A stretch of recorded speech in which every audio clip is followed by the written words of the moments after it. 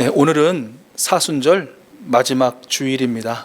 그리고 오는 한 주간은 고난주간으로 지내게 됩니다.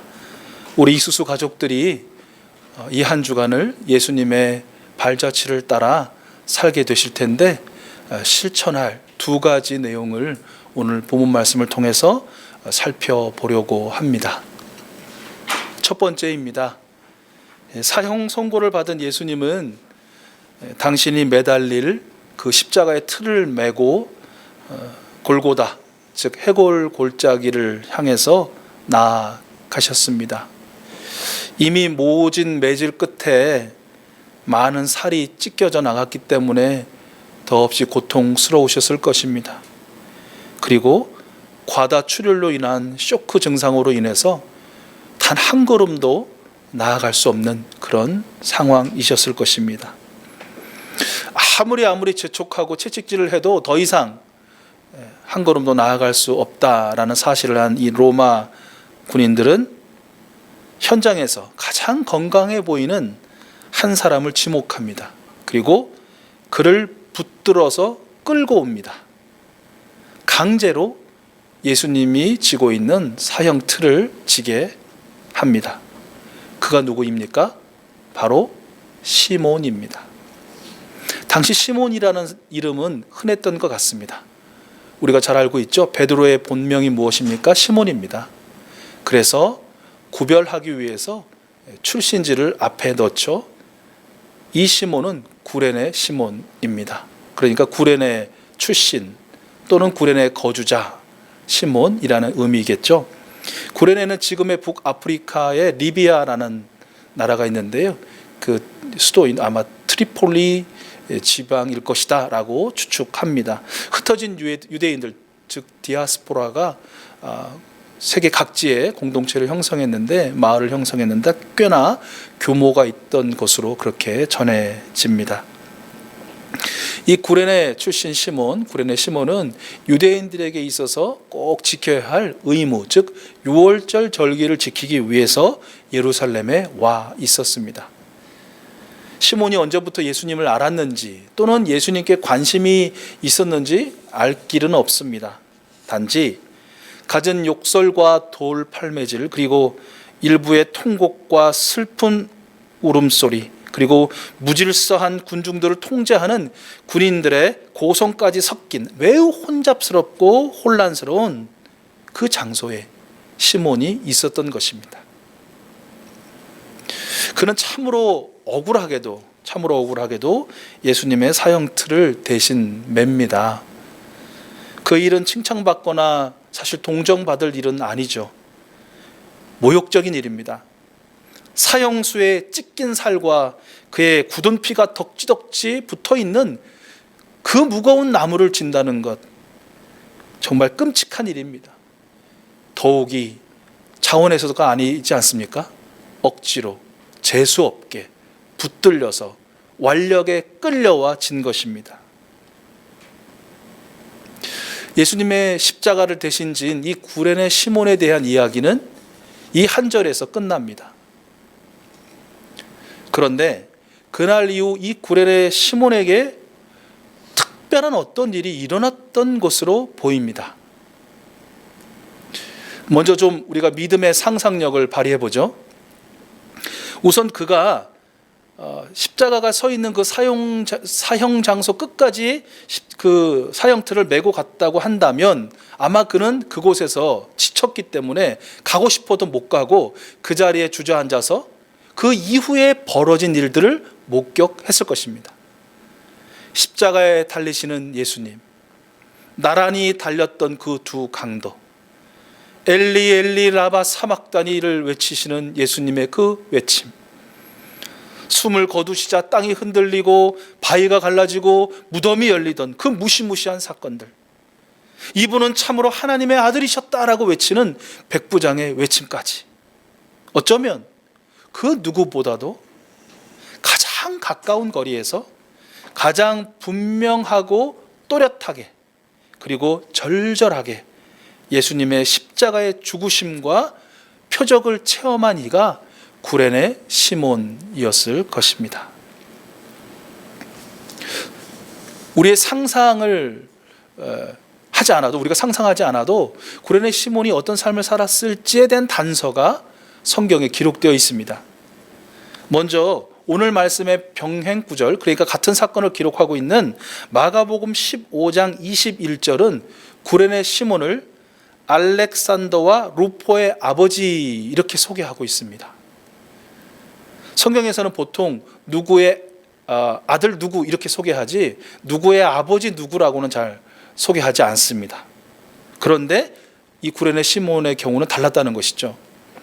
이로 미루어 보아서 이 마가복음의 저자인 마가, 또 이가 기록한 이 로마 교회 공동체에 적어도 그들에게 구레네 시몬이라는 사람은, 그리고 그의 아들들인 알렉산더와 루포는 이미 알려진 사람이에요. 모든 교회 공동체 사람들에게 잘 알려진 사람이었다라는 것을 우리가 말씀을 통해서 확인할 수 있습니다. 또한 사도 바울도 로마서 16장 13절에 이렇게 기록하고 있는데요. 주님 안에서 택하심을 받은 루포와 그 어머니에게 문안하여 주십시오. 그의 어머니는 곧 내 어머니이기도 합니다. 라고 기록합니다. 구레네 시몬의 아들인 루포를 주님 안에서 택하심을 받은 자라고 소개하고, 루포의 어머니, 그러니까 누구예요? 구레네 시몬의 아내를 바로 내 어머니다라고까지 그렇게 소개하고 있는 것입니다. 이것으로 미루어 보아서 구레네 시몬, 그리고 그의 아내, 그의 아들들까지, 사도 바울은 물론이고 당시 모든 초대교회 공동체 사람들에게 가장 모범적인 그리스도인이라 인정받고 또 선한 영향력을 끼친 인물들이었다라는 것을 우리 확인할 수 있습니다. 여러분, 아내와 아이들이 누구의 영향을 가장 많이 받을까요? 그건 당연히 남편, 또 아버지 아니겠습니까? 비록 예수님을 알게 된 계기가 자신의 의지와는 완전히 반하는 억지 또는 강제라는 외부의 힘이었지만, 그로 인해서 결국 예수님의 십자가 사건을 강렬하게 경험하게 된 구레네 시몬. 여기서 또 한번 저는 상상을 해보는데요. 부활하신 예수님, 구레네 시몬을 만나 주셨을까, 안 만나 주셨을까? 저는 만나 주셨을 것 같아요. 부활하셔서 구레네 시몬을 찾아가셨을 것 같아요. 그리고 그때 참 고마웠다라고 말씀하셨을 것 같아요. 그게 너무 인간적인가요? 그러니까 제가 인간이니까 그때 참 고마웠다. 네가 그때 목격했듯이 그 모진 고문과 또 채찍질 가운데에도, 그리고 십자가에 달려 내가 죽었으나 모든 이가 그 죽음을 확인했으나 보아라, 이제 내가 다시 살아났다. 와서 내 손을 만지고 내 몸을 만져보아라. 그리고 이것을 믿어라. 그리고 나를 믿어라. 이렇게 말씀해 주셨을 것만 같아요. 결과적으로 구레네 시몬, 그리고 그의 아내, 그의 아들들은 예수님을 나의 구주, 우리 가정의 구주로 인정하고 영접하여 그들은 구원을 받은 것입니다. 그리고 그리스도인으로서의 그 아름다운 향기를 온 세상에 흩날리는 그런 삶을 살게 되었더라라는 것이죠. 오늘 바로 지금 우리에게까지 그 아름다운 이름과 그 행적이 전해지고 있는 것입니다. 여러분, 우리 고난주간을 보내시면서 여러분 의지하고 바라는 억지 또는 반강제적으로라도 예수님의 십자가 고난에 동참해 보고 싶은 마음 생기지 않으세요? 그것이 금식일지, 용서일지, 봉사일지, 나눔일지, 응원일지 저는 잘 알지 못합니다. 알 수가 없죠. 여러분만이 아실 겁니다. 여러분이 결정하고, 여러분이 결단하고, 여러분이 실천하시면 됩니다. 반억지, 반강제였음에도 불구하고 여러분, 주님께서 구레네 시몬과 그 가정에게 특별한 은혜를 주셨듯이 우리와 우리 가족들, 우리 교회에도 특별한 은혜를 주시지 않으실까요? 저는 주실 것 같아요. 그런 믿음이 생겨요. 여러분, 신앙은 자동이 아니라 수동이다라는 말 있습니다. 전적으로 동의합니다. 신앙은 자동이 아니라 수동 맞습니다. 여러분, 요즘 승용차들은 다 자동입니다. 그래서 자동 기어 뒤에다 놓고 그냥 달리기만 하면 됩니다. 또는 그 옆에 조수석에 편히 앉아 있기만 하면 됩니다. 모든 것이 자동입니다. 그런데 수동 승용차 경험해 보셨습니까? 클러치를 수없이 밟았다 뗐다, 그리고 그 타이밍에 맞춰서 기아를 넣었다 뺐다, 그리고 또 타이밍에 맞춰서 엑셀을 밟았다 브레이크를 밟았다 해야 되지 않습니까? 여러분, 신앙생활이 이와 같다는 것입니다. 그저 편안하게 자동적으로 다 되어지는 것, 그것은 신앙생활이 아니라는 것이에요. 신앙은 뭐냐? 어렵다는 거예요. 불편하다는 것이에요. 힘들다는 것이에요. 수고를 요구한다는 것이에요. 여러분, 이 한 주간 여러분의 신앙을 위해서, 또 생활 신앙인으로 하나님을 기쁘시게 해드리기 위해서 여러분 더한 수고 한번 해보지 않으시겠습니까? 그것이 무엇이든 여러분이 그래, 난 이거 정말 반강제가 아니면 나 이거 잘 안 하지, 하나님 기뻐하시는 일 못하지, 예수님이 원하는 일 못하지, 그래 내가 내 스스로 외부의 힘을 비르든 또 내 힘을 내든 한번 해보겠어. 여러분 한번 결단해 보시고 실천해 보셨으면 좋겠습니다. 특별한 은혜가 있을 줄로 믿습니다. 이 한 주간 우리가 실천해야 될 것 두 번째입니다. 구레네 시몬에게 사형틀을 내어주실 정도로 기력이 다한 예수님, 그 처참한 모습에 많은 백성들이, 또 여인들이 울고 또 웁니다. 그들은 예수님이 인간으로 사셨던 평범한 30년의 삶을 기억했을 것입니다.